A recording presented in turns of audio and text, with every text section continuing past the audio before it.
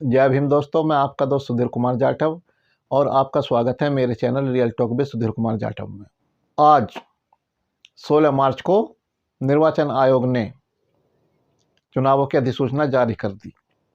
पूरे देश में 7 चरणों में चुनाव होंगे। आज ही के दिन 16 मार्च को तेलंगाना में बहुजन समाज पार्टी को एक तगड़ा झटका लगा। तेलंगाना बहुजन समाज पार्टी के प्रदेश अध्यक्ष RS प्रवीण कुमार ने बहुजन समाज पार्टी को अलविदा कह दिया। उन्होंने बहुजन समाज पार्टी से इस्तीफा दे दिया। जब मैंने यह खबर सुनी तो मुझको बड़ा दुख हुआ, बड़ा बुरा लगा।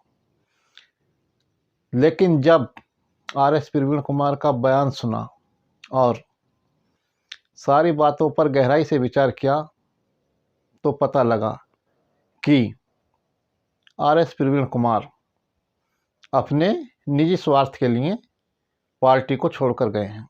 RS प्रवीण कुमार ने स्वैच्छिक सेवानिवृत्ति लेकर बहुजन समाज पार्टी ज्वाइन की थी। अगर RS प्रवीण कुमार बहुजन समाज पार्टी में नहीं आते तो उत्तर भारत के कितने लोग उन्हें जानते थे? क्या आप उन्हें जानते थे? उनको आपने तभी जाना जब वो बहुजन समाज पार्टी में शामिल हुए। उसके साथ ही आपने उनको इसलिए जाना क्योंकि वो एक पुलिस अधिकारी थे। अगर किसी साधारण व्यक्ति को बहुजन समाज पार्टी का प्रदेश अध्यक्ष बनाया जाता तो शायद आप उनको नहीं जानते। इससे पहले जो बहुजन समाज पार्टी के प्रदेश अध्यक्ष हुए हैं, आप उनको भी नहीं जानते होंगे। तो RS प्रवीण कुमार को प्रसिद्ध करने में आप लोगों की बहुत बड़ी भूमिका है। उनके बहुजन समाज पार्टी में आने के साथ ही बहुजन समाज पार्टी ने उनको प्रदेश अध्यक्ष बना दिया। एक नए आदमी को बहुजन समाज पार्टी का प्रदेश अध्यक्ष बना दिया, जो उससे पहले बहुजन समाज पार्टी का कार्यकर्ता भी नहीं था। यह एक बड़ी उपलब्धि थी। बहुजन समाज पार्टी ने उनको पहचान दी। उनको बहुजन समाज पार्टी का प्रदेश अध्यक्ष ही नहीं बनाया, बल्कि उनको मुख्यमंत्री पद का उम्मीदवार भी बनाया।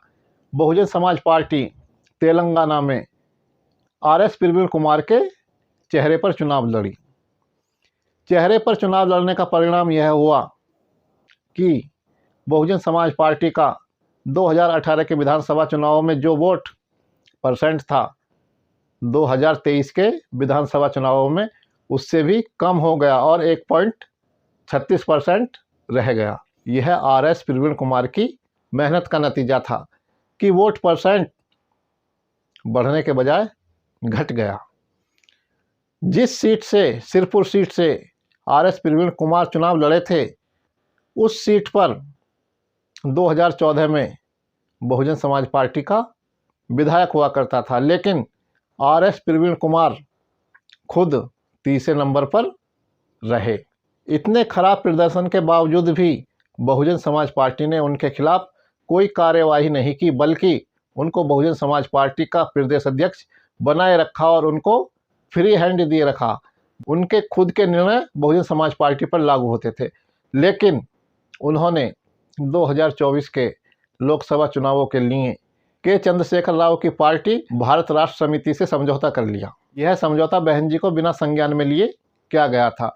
इसके बावजूद बहन जी ने उनके साथ सहमति जता दी। लेकिन इससे भी आगे बढ़कर RS प्रवीण कुमार ने सिर्फ 2 सीटों पर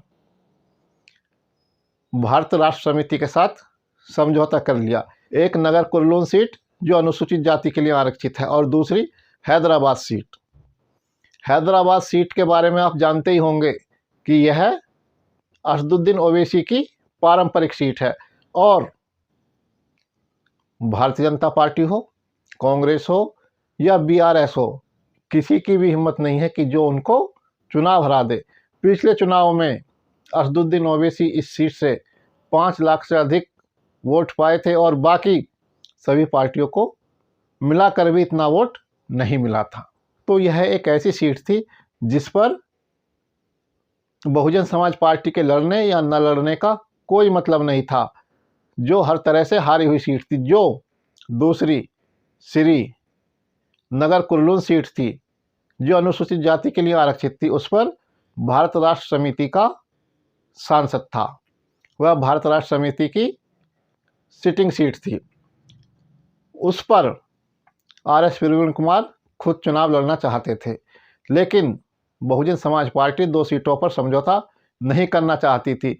और 2 सीट भी क्या, एक ही सीट थी, क्योंकि हैदराबाद सीट तो किसी भी स्थिति में बहुजन समाज पार्टी नहीं जीत सकती थी। इसके बावजूद बहन जी 2 सीटों पर आर.एस. प्रवीण कुमार के गठबंधन करने पर मान गईं, लेकिन उन्होंने आर.एस. प्रवीण कुमार को कह दिया, ठीक है आपने समझौता कर लिया, ठीक है, लेकिन इस सीट से आप मत लड़ो, किसी दूसरे को चुनाव लड़ाओ। लेकिन आर.एस. प्रवीण कुमार को यह बात पसंद नहीं आई और उन्होंने बहुजन समाज पार्टी से इस्तीफा दे दिया। उनका मकसद हर हाल में लोकसभा पहुंचना था। उनकी बात पहले ही के चंद्रशेखर राव से तय हो चुकी थी। उन्होंने बहुजन समाज पार्टी से इस्तीफा दिया और तुरंत ही बहुजन समाज पार्टी पर आरोप लगा दिया कि बहुजन समाज पार्टी ने बीआरएस के साथ समझौता भारतीय जनता पार्टी के दबाव में तोड़ा है। जबकि आप देख सकते हैं कि वहाँ पर बहुजन समाज पार्टी का इतना कोई बड़ा जनाधार नहीं है। वहाँ पर भारतीय जनता पार्टी 14% की पार्टी है और बहुजन समाज पार्टी मात्र 1.5% की पार्टी है। पार्टी से निकले हुए आर.एस. प्रवीण कुमार को 1 घंटा भी नहीं हुआ था और वो बहुजन समाज पार्टी बहन जी के खिलाफ जहर उगलने लगे। आर.एस. प्रवीण कुमार को बहुजन समाज पार्टी ने नेता बनाया। आर.एस. प्रवीण कुमार अगर प्रसिद्ध हुए तो उसके पीछे एकमात्र कारण बहुजन समाज पार्टी था। अगर आर.एस. प्रवीण कुमार बहुजन समाज पार्टी में शामिल नहीं होते तो क्या आप आर.एस. प्रवीण कुमार को जानते? शायद नहीं जानते। लेकिन बहुजन समाज पार्टी में लोग आते हैं, नेता बनते हैं और चले जाते हैं, ये कोई नई बात नहीं है। अब संभावना है कि आर.एस. प्रवीण कुमार भारत राष्ट्र समिति में शामिल होंगे और नगर कुर्नूल सीट से ही चुनाव लड़ेंगे। तो यह कोई नई बात नहीं है कि लोग नेता बनने पर बहुजन समाज पार्टी को छोड़ दें। जितना मान सम्मान बहुजन समाज पार्टी के कार्यकर्ताओं ने, बहुजन समाज पार्टी ने आर.एस. प्रवीण कुमार को दिया था, उतना मान सम्मान बहुजन समाज पार्टी ने किसी को भी नहीं दिया। लेकिन आर.एस. प्रवीण कुमार ने उसका गलत फ़ायदा उठाया और बहुजन समाज पार्टी के पीठ में खंजर घोंपने का काम किया।